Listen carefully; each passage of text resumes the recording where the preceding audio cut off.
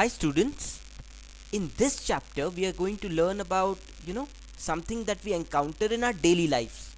We are going to learn about electric current. You must have seen batteries in your real life, and you must have heard that when current flows from a battery, the bulb lights up, isn't it? In fact, our computers, our tube lights, our air conditioners, everything runs on electric current. So what exactly is electric current? How does electric current flow? What is the instrument used to measure electric current? We are going to learn about all these interesting things in this chapter. So let's take a look at this chapter, electric current and circuit. Now the first thing we will do is understand what electric current is in the first place. This is the definition of electric current. The rate of flow of electric charge is called electric current. You must have heard of electrons and charged particles in your previous classes. When these charged particles flow, then the rate of their flow in a particular direction is what is called electric current. In fact, the word current is generally used for the flow of particles, the rate of flow of particles. Sometimes, you must have heard people saying, the water current in this river is strong. If the river is flowing very fast, people say the water current in the river is strong. Sometimes when the river is flowing very slowly, they say that the water current is very small, So there, water current refers to the flow of water particles. So the word current refers to the rate of flow of certain particles. Electric current refers to the rate of flow of charged particles. So here, this is how, charged particles move in a wire. The main charged particles which flow are electrons. So whenever we say that an electric current is flowing, actually electrons are flowing. Understood? You may have learnt about this in previous classes, that metals and good conductors of electricity have certain electrons called free electrons which are free to move, throughout the surface of the metal, throughout the body of the metal. Understood? These are the free electrons which cause electric current. Electrons generally move about in random directions. Like as you can see here, electrons are all moving about in random directions. But while they are moving in random directions, they also drift along a particular direction. And when they drift along a particular direction, then this drifting of electrons in one particular direction is what is called electric current. So the rate of flow of electrons in one particular direction is called electric current. Understood? So if you take any cross section of area of this red wire here, this whole red thing you see here is a wire. If you take any area of cross section, then the charge or the electrons flowing through that given area in 1 second is the electric current flowing through this wire. Now there is something interesting here about electric current. Scientists have taken the direction of electric current to be the direction opposite to the direction of motion of the electrons. Understood? Now this is weird, but scientists have done that. They also generally assume that electric current represents the flow of positive charged particles. Electrons are negatively charged particles, isn't it?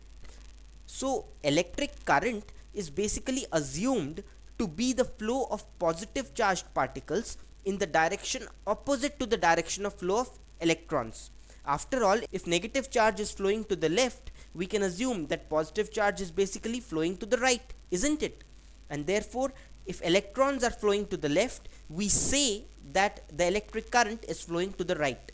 Note that in reality, electrons represent the electric current and they are flowing to the left, as you can see in this figure. But the direction of electric current, by convention, not because of any reason, but just because of convention, is taken to be opposite to the direction of flow of electrons. That is to the right. So this is one fact you must remember. There you go. Positive charge flowing through a given cross-sectional area of this wire in 1 second is electric current. Now, we have talked about electric current. We have said that it is the rate of flow of charged particles in one particular direction. But what is the formula to exactly calculate the value of electric current? Also, what is the unit of electric current? How do we measure it? This is the formula for electric current. It's quite simple. Electric current is represented by the symbol I. Q represents charge and T represents time. Electric current is the amount of charge flowing through a particular cross-sectional area in unit time, isn't it? Charge per second is electric current. Rate of flow of charge is electric current. Therefore, this is the formula for electric current. If Q charge flows through a cross-sectional area in time t, then the electric current through that area is given by the formula Q by T. Here Q is measured in coulombs because, as you already know, the SI unit of charge is coulombs. Understood? T is of course measured in seconds. The SI unit of electric current is ampere. Understood? So this is a new unit that you must remember. Ampere. Ampere was actually a famous scientist, who performed a lot of experiments related to electric current. So was Coulomb, of course. He was also a famous scientist. That is why they have been honored by naming the units of current and charge based on their names. So 1 ampere of current is said to flow if 1 coulomb of charge travels through a cross-sectional area per second, isn't it? Q by T. However, how do you relate 1 coulomb with the number of electrons flowing through the wire? If there is 1 ampere current flowing, then how many electrons are flowing per second? Scientists have found out that 1 coulomb is the charge possessed by 6 into 10 raised to 18 electrons. Understood? This means that if 1 coulomb charge is flowing per second through a cross section, that means 6 into 10 raised to 18 electrons are flowing per second through a cross section. So if 1 ampere current is flowing through a cross sectional area, then 6 into 10 raised to 18 electrons are flowing per second through that cross sectional area. Understood? You can similarly say, since 1 coulomb is 6 into 10 raised to 18 electrons, 1 electron is 1 divided by 6 into 10 raised to 18. That is 1.6 into 10 raised to minus 19 coulomb. So the charge on one single electron is 1.6 into 10 raised to minus 19 coulombs. This is again an expression you must remember. You must remember this expression and this one too. This is a picture of Coulomb, the scientist who conducted many experiments related to charge. So here you go. Here's a repetition. 1 ampere current is said to flow if 1 coulomb charge flows in 1 second through a given area of cross section. This is a photograph of the scientist Ampere. Here you can see that 1 coulomb charge is basically flowing in 1 second through a particular cross sectional area. 1 coulomb means 6 into 10 raised to 18 electrons are flowing per second through a cross sectional area. Therefore the current is 1 ampere. So now we've understood what exactly current is. It's the rate of flow of electrons, it's the rate of flow of positive charge, and it's measured in amperes, and it's equal to 1 coulomb flowing per second through a cross sectional area. But how can we measure current?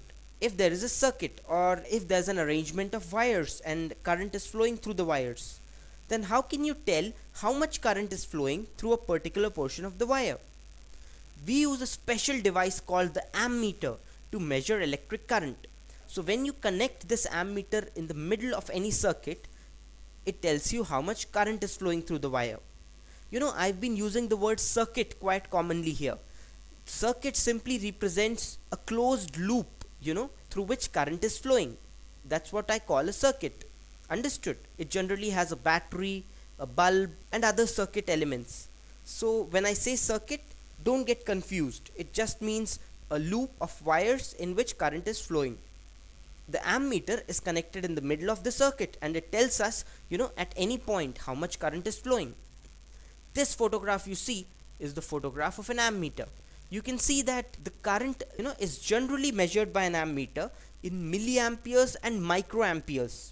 1 milliampere is 1 by 1000 times an ampere, and 1 microampere is 10 raised to minus 6 times an ampere. Understood? So the current is generally less than 1 ampere. 1 ampere represents a large amount of current. So therefore when we measure current, we use smaller units like milliampere and microampere. Here you can see MA written in this ammeter. That tells us that the current shown is in milliampere. An interesting fact about the ammeter is that it's always connected in series in every circuit. Now, this word might sound confusing. What does it mean when I say that the ammeter is connected in series? Well, I'll just explain what that means in the next few minutes. But for now, do remember that the ammeter is always connected in series. In fact, let us actually consider a real circuit and see how current flows in a real circuit. Let's consider a real circuit on our screen and look at the different elements present in a real circuit. Understood? We'll also of course see what we mean when we say that the ammeter is always connected in series.